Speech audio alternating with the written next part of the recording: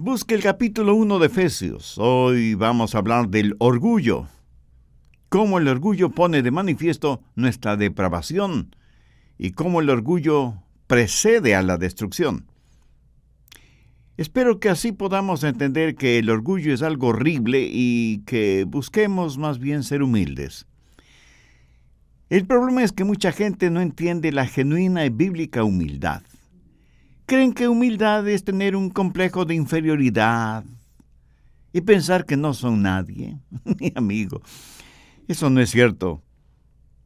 Usted es alguien que necesita desarrollar el potencial que Dios le ha dado. Necesita entender lo que Dios dice acerca de usted. Necesita saber quién es usted en Cristo. Bien, veamos Efesios 1 desde el verso 1. Pablo, apóstol de Jesucristo por la voluntad de Dios, a los santos y fieles en Cristo Jesús que están en Éfeso, gracia y paz a vosotros, de nuestro Dios el Padre y del Señor Jesucristo. Bendito sea el Dios y Padre de nuestro Señor Jesucristo, que nos bendijo con toda bendición espiritual en los lugares celestiales en Cristo, según nos escogió en Él antes de la fundación del mundo, para que fuésemos santos y sin mancha delante de Él, en amor, habiéndonos predestinado para ser adoptados hijos suyos por medio de Jesucristo, según el puro afecto de su voluntad, para alabanza de la gloria de su gracia, con la cual nos hizo aceptos en el amado. La clave para vivir victoriosamente la vida cristiana es el descubrir quiénes somos en Cristo. Muchos cristianos nunca lo descubren. Son como un hombre que tenía un problema de identidad. No sabía quién era y estaba demasiado cansado para averiguarlo. Sabía que la Biblia tiene muchas porciones que tienen que ver con el comportamiento. Por ejemplo, Efesios 6 nos dice que debemos ponernos toda la armadura de Dios y prepararnos para la batalla. O el capítulo 12 de Romanos, que nos dice las cosas que debemos hacer y las que no debemos hacer. O el capítulo 5 de Mateo, con las bienaventuranzas que nos dicen cómo vivir y actuar. Pero quiero que entienda bien lo siguiente acerca del cristianismo. No es una modificación de comportamiento, aunque muchos piensan que sí. Dios no modifica nuestro comportamiento para poder cambiarnos. Dios nos cambia para que modifiquemos nuestro comportamiento. Recuerde que el pecado es un trabajo interno. El gusano no hace un hueco en la manzana para entrar, sino para salir, porque él nació dentro de la manzana. Lo mismo es con el pecado. El pecado sale del corazón del hombre. Por eso Dios trabaja primero en el corazón del hombre. Usted no purifica el agua pintando de blanco el filtro, así como no puede purificar su vida con modificaciones externas. Hacerlo así es estar practicando el legalismo, y eso es mortal. En Efesios 1, Pablo nos dice quiénes somos, y esto es primordial entenderlo. En los capítulos 2 y 3 nos dice cómo es que llegamos a ser lo que somos en Cristo. Y en los capítulos del 4 al 6 nos dice cómo vivir porque estamos en Cristo. Y siempre es así el método de Pablo. Primero da una porción doctrinal, lo que somos y cómo llegamos a serlo. Segundo, cómo vivir de acuerdo a lo que somos. Primero trata con el ser y luego con el hacer. Ahora, si usted comienza con el hacer en vez del ser, si usted no entiende lo doctrinal y sencillamente comienza en lo práctico, será un legalista. Y se sentirá frustrado porque estará viviendo en contra de una identidad que no tiene ni en su mente ni en su corazón. Jesús dijo que conoceríamos la verdad y que la verdad nos haría libres. O sea, es la verdad la que nos libera. Y la verdad es lo que Dios dice. Y la máxima verdad está encarnada en el Señor Jesucristo. Escúcheme. La verdad no puede liberarle hasta que la conozca. No importa cuán verdadera sea la verdad, no importa cuán maravillosas verdades hay en la Biblia, no habrá ninguna libertad hasta que usted conozca esas verdades. Usted debe conocer lo doctrinal antes que pueda llevarlo a la práctica. A los bebés elefantes, desde que son pequeñitos, les ponen una cadena en la pata de atrás y esa cadena está asegurada en una estaca clavada profundamente en el suelo. El elefantito trata de liberarse de esa cadena y no puede. Lo trata infinidad de veces, pero la estaca que sostiene la cadena está bien segura en el suelo. Y con el paso del tiempo, el elefante sabe que no podrá zafarse de esa cadena. Y en los circos, usted ve a esos enormes elefantes sujetos por una cadena asegurada en una estaca que apenas está enterrada 15 centímetros en el suelo. El elefante con su tremenda fuerza podrá romper esa estaca como si fuera un palillo de dientes y liberarse, pero no lo hace. ¿Por qué? Porque en su mente recuerda que en el pasado trató miles y miles de veces de romper esa estaca, pero no pudo hacerlo. Así que ahora en el presente ni siquiera lo intenta. Lo que él cree no es la verdad. Piensa que esa estaca lo detendrá, lo cual no es cierto. ¿Sabe? La verdad que puede hacerle libre, o sea, sacar la estaca enterrada en el suelo, pero no sabe que podría sacarla sin mayor esfuerzo y vive encadenado, en vez de vivir como lo que realmente es. Vive de acuerdo a una percepción errónea y es esa percepción la que en realidad lo mantiene encadenado. Muchos cristianos no entienden la verdad. No saben lo que son en Cristo. Nunca han entendido su propia imagen. No saben lo que tienen en Cristo, por lo tanto no conocen la verdadera libertad. Han bloqueado sus mentes espiritualmente y se dicen, ay, no puedo hacerlo, no puedo liberarme, no puedo tener éxito, estoy encadenado a este hábito, estoy encadenado al fracaso y al limitado conocimiento. Mi amigo, eso no es verdad.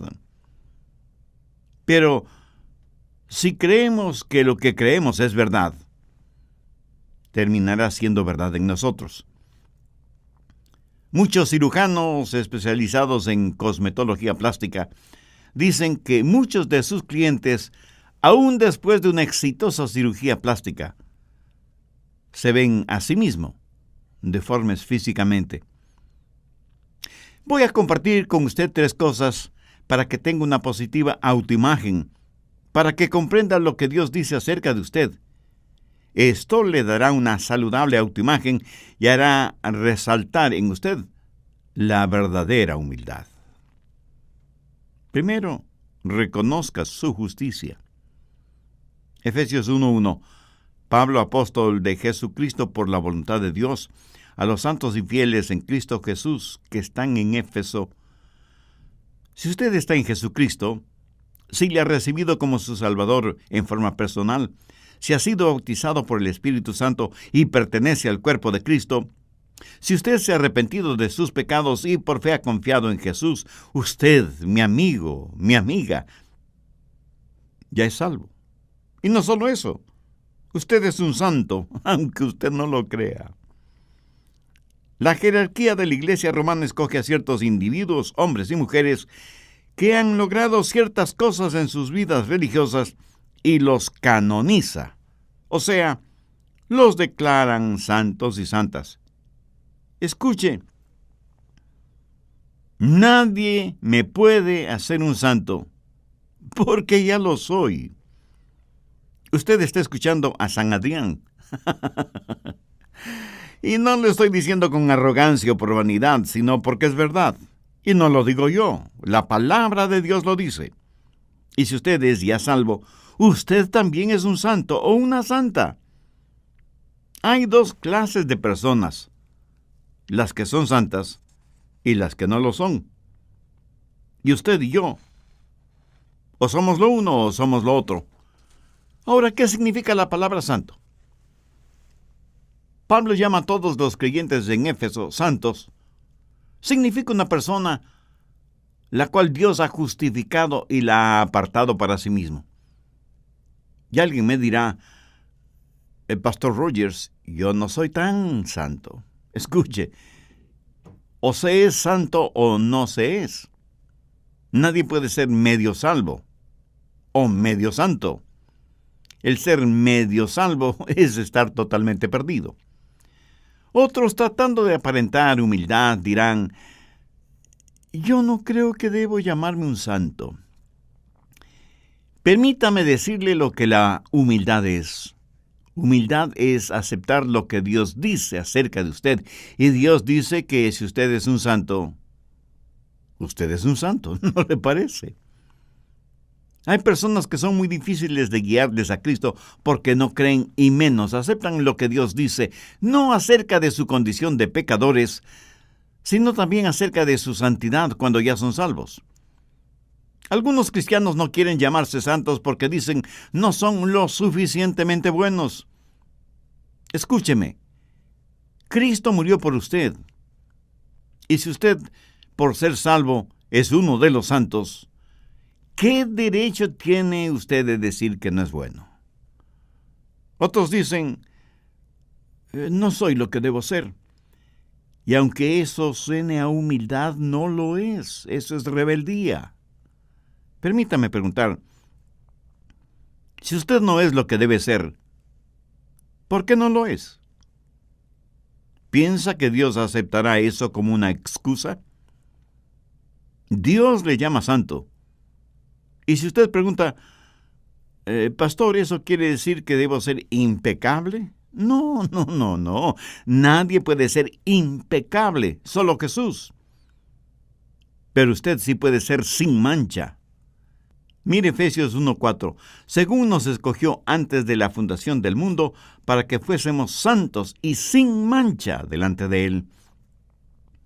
Cada cristiano debería ser sin mancha delante de Él. Somos santos de Dios. Y usted me dirá, pero pastor, yo no soy perfecto. Mi amigo, a los ojos de Dios, si usted es santo, Dios lo ve como perfecto. Busque Romanos 4:4. Pero al que obra, no se le cuente el salario como gracia, sino como deuda. Eso quiere decir que si usted pudiera salvarse por ser buenito, estaría ganando su propia salvación. Y que Dios está en deuda con usted. Mi amigo, Dios no le debe nada a nadie. Ahora mire el verso 5.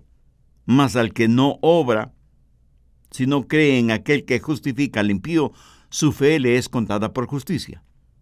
Y en el verso 6 el apóstol dice, como también habla David de la bienaventuranza del hombre a quien Dios atribuye justicia sin obras. La Biblia enseña, porque por gracia sois salvos por medio de la fe, y esto no de vosotros, pues es don de Dios, no por obras para que nadie se gloríe. Cuando confío en Jesús, el momento que entrego mi corazón a Cristo, en ese mismo instante soy justificado delante de Dios. Soy un santo. Y alguien me preguntará, ¿y qué si vuelvo a pecar? Mi amigo, ¿qué quiere decir con eso? Si vuelvo a pecar. Por supuesto que usted volverá a pecar. Todos pecamos. No hay ni una sola persona entre los miles y miles que me escuchan que no haya pecado. Pastor, cuando uno peca después de ser salvo, ¿pierde la salvación? ¿Habrá alguien que no haya pecado después de ser salvo? Estoy seguro que no. Pero si usted se arrepiente de sus pecados y confía en el Señor Jesucristo, usted está justificado delante de Dios. Y si fracasamos espiritualmente, dice la Biblia que en Jesucristo tenemos un abogado que intercede por nosotros delante del Padre. Cuando pecamos, debemos confesar nuestro pecado. Pero ¿cuántos de nosotros hemos confesado que somos hechos justicia de Dios en Cristo? Por eso es que la Biblia dice en Romanos 12:3, digo pues por la gracia que me es dada a cada cual que está entre vosotros, que no tenga más alto concepto de sí que el que debe tener, sino que piense de sí con cordura, conforme a la medida de fe que Dios repartió a cada uno. En otras palabras, el apóstol está diciendo que no debemos envanecernos ni enorgullecernos de la fe y de la gracia que Dios nos ha dado. Así que usted puede tener una autoimagen positiva si sabe quién es en Cristo. Si tiene una personalidad saludable, bien balanceada, entonces tiene la justicia de Dios. Ahora, esta justicia nada tiene que ver con sus obras, porque está únicamente relacionada con su fe en el Señor Jesucristo. Su justicia no es suya propia, sino la justicia que Dios le otorga a usted por medio de los méritos de Cristo, porque lo que Jesús hizo por usted justifica el que haya sido usted justificado. Segundo, confíe en sus recursos. Veamos Efesios 1:3.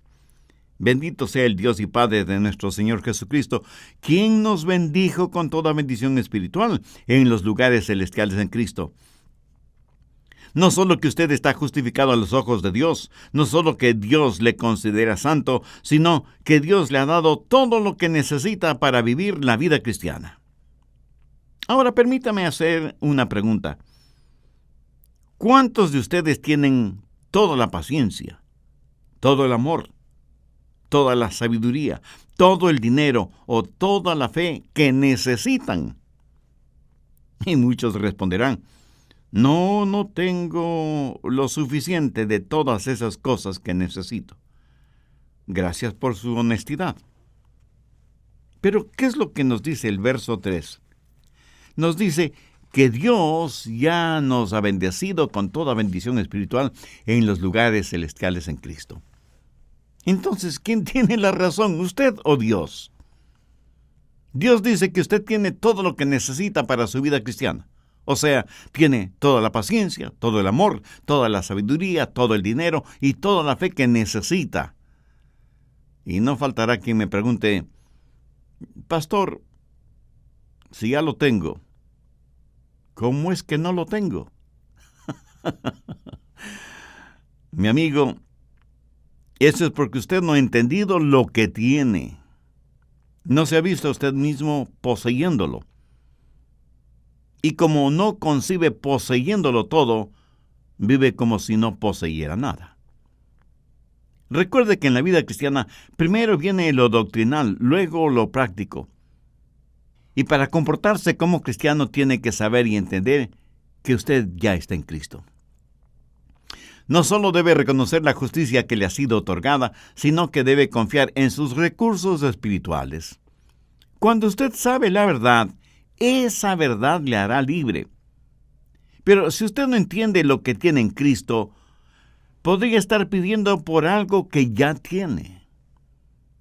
Ahora recuerde que Dios nunca le pedirá a usted algo que Él mismo no le haya dado.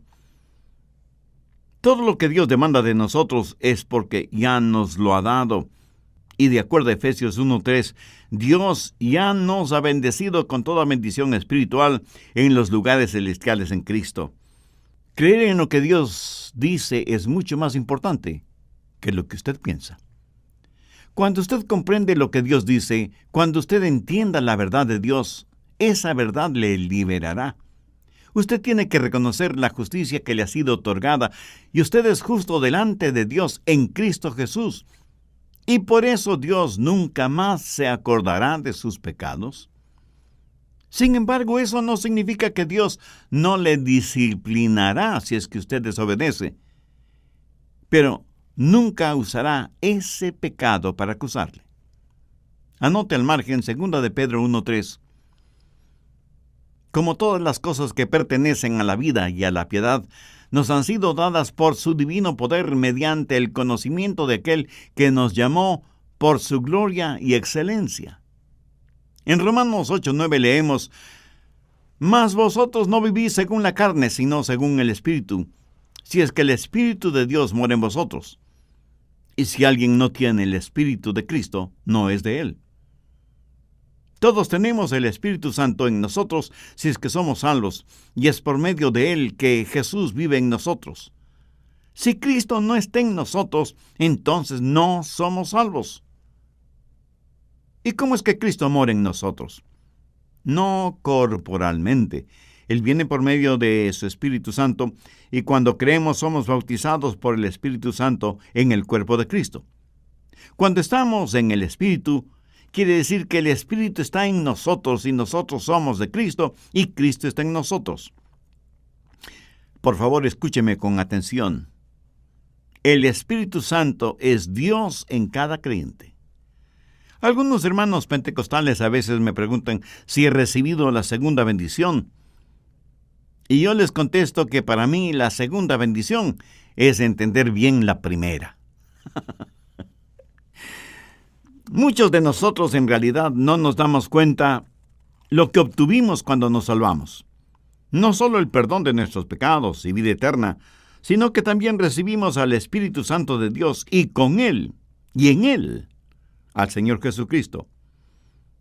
Esa es la más importante bendición que uno puede recibir en la vida. Cuando yo recibí esa bendición, mis ojos espirituales fueron abiertos y aprendí que Él me había bendecido con toda bendición espiritual en Jesucristo. Cuando usted se salvó, cuando nació de nuevo, le fueron dadas todas las bendiciones de Dios. Dios no nos da de su Santo Espíritu por etapas. Pablo lo asegura al decir: bendito sea el Dios y Padre de nuestro Señor Jesucristo, quien nos bendijo con toda bendición espiritual en los lugares celestiales en Cristo. Y el apóstol Pedro en su segunda epístola, el capítulo 1, verso 3 dice: como todas las cosas que pertenecen a la vida y a la piedad nos han sido dadas por su divino poder. ¿Cómo lo obtenemos? Mediante el conocimiento de aquel que nos ha llamado para su gloria y excelencia. O sea, nos ha dado todo lo que necesitamos para vivir la vida cristiana. Usted no necesita nada más, pero tampoco nada menos. Por eso la Biblia dice en Juan 8:32, y conoceréis la verdad, y la verdad os hará libres. Cuando usted entiende quién es en Cristo y reconoce que ha sido justificado, Dios le llama santo. Cuando confía en los recursos con que Dios ya le ha bendecido, entonces la segunda bendición es el descubrir todo lo que le ha sido dada en la primera bendición.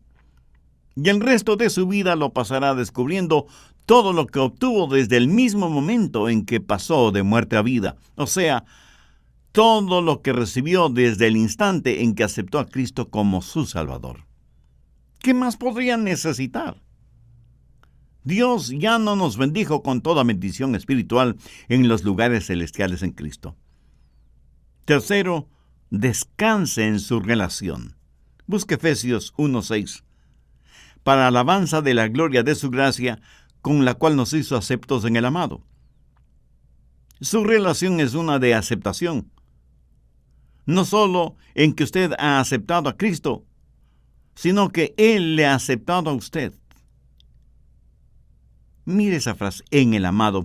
Es una referencia directa al Señor Jesucristo. Por lo tanto, lo que es cierto acerca del Señor Jesucristo es también cierto acerca de usted. Cuando el Padre desde el cielo miró a su Hijo siendo bautizado, dijo: este es mi Hijo amado en quien tengo complacencia. Si usted está en Cristo, es aceptado en Él por el Padre. La razón por la que muchos no tienen una positiva autoimagen es porque tienen una personalidad distorsionada por un sentimiento de rechazo.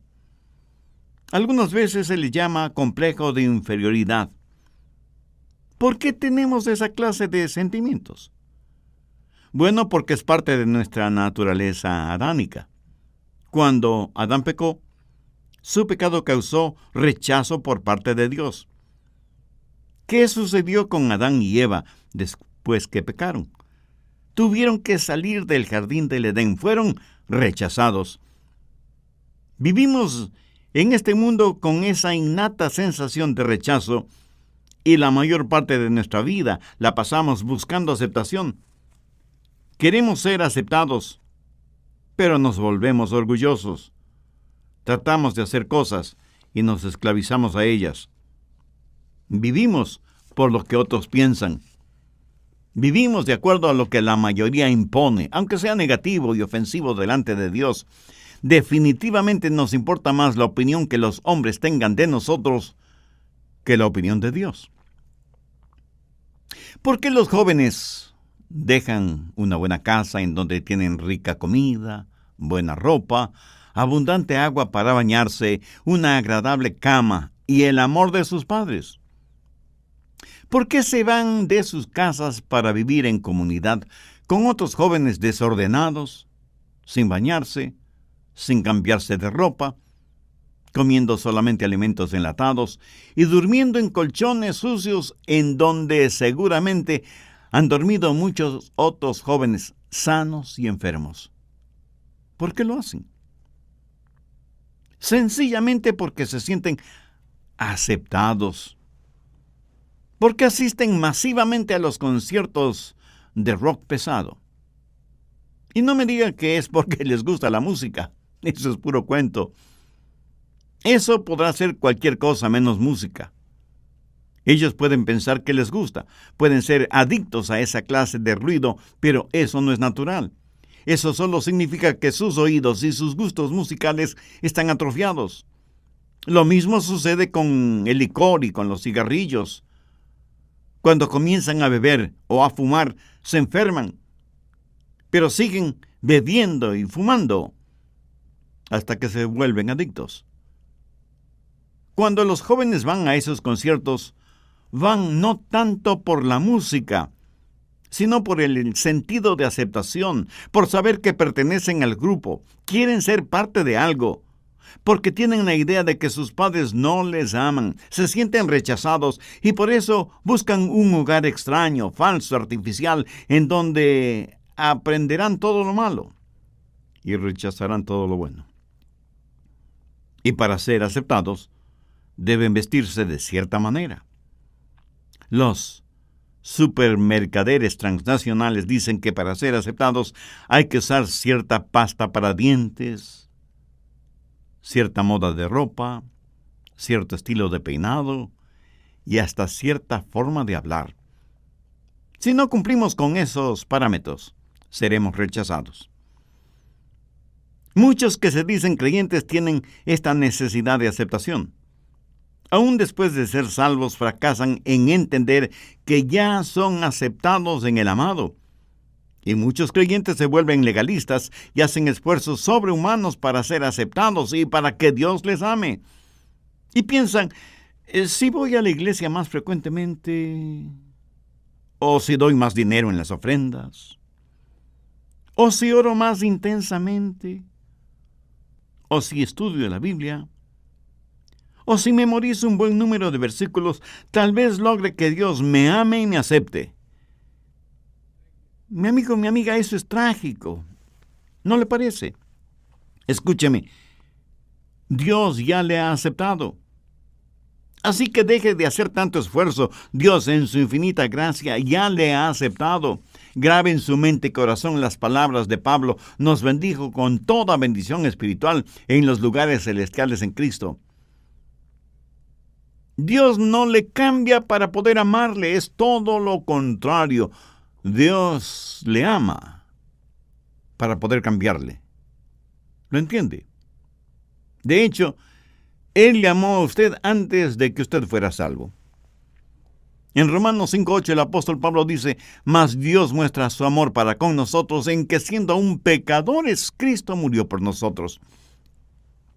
Pero debemos entender que aunque Dios ama al pecador, de ninguna manera lo acepta si es que ese pecador no se ha arrepentido de sus pecados.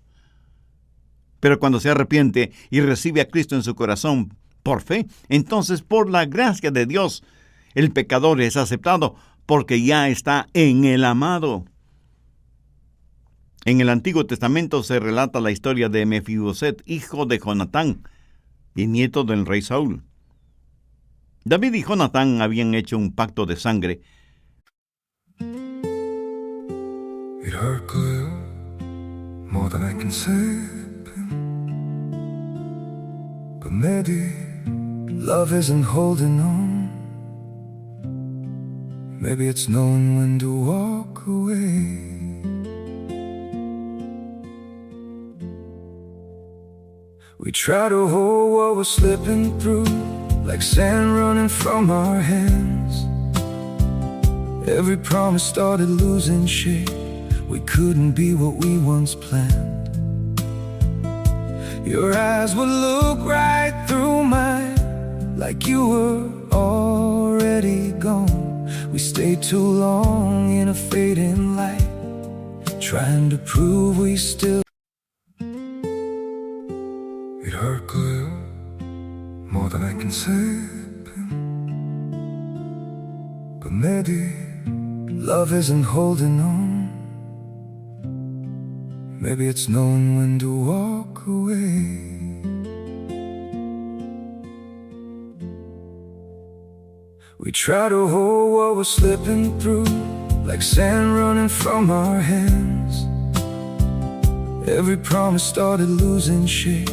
We couldn't be what we once planned. Your eyes would look right through mine, like you were already gone. We stayed too long in a fading light, trying to prove we still. It hurt clear, more than I can say. But maybe love isn't holding on. Maybe it's knowing when to walk away. We try to hold what we're slipping through, like sand running from our hands. Every promise started losing shape. We couldn't be what we once planned. Basado en el amor que se tenían, para tener comunión mutua, pelear las batallas del uno y del otro, y compartir todo cuanto tenían. Este pacto cubría también a los hijos.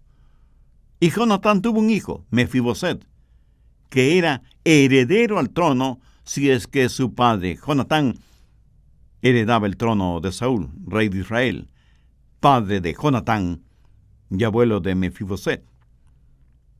Pero Saúl y Jonatán murieron, y David fue ungido como rey de Israel.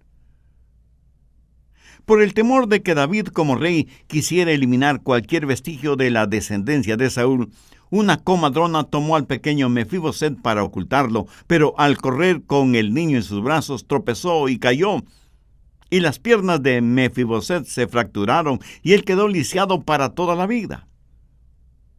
La mujer llevó al niño hasta un pequeño pueblito llamado Lodebar, en donde Mefiboset creció temiendo y odiando a David. ¿Por qué? Porque nada sabía acerca del rey David. No sabía que David le amaba. No sabía del pacto de sangre que Jonatán, su padre, y David habían hecho. Y la causa de la rebelión de Mefiboset en contra de David era el resultado de creer mentiras acerca de David. Ignoraba la verdad. Debido al pacto entre David y Jonatán, él, Mefiboset, era amado por David. Pero después de varias circunstancias, David encontró a Mefiboset y lo hizo traer al palacio. Frente a David, Mefiboset puso su rostro en el suelo, pensando que David lo mataría ahí mismo. Pero David le dijo: Mefiboset, yo no quiero matarte. Yo quiero bendecirte. Quiero tratarte como uno de mis propios hijos. Quiero que tengas la herencia que te corresponde y que siempre te sientes conmigo a la mesa real.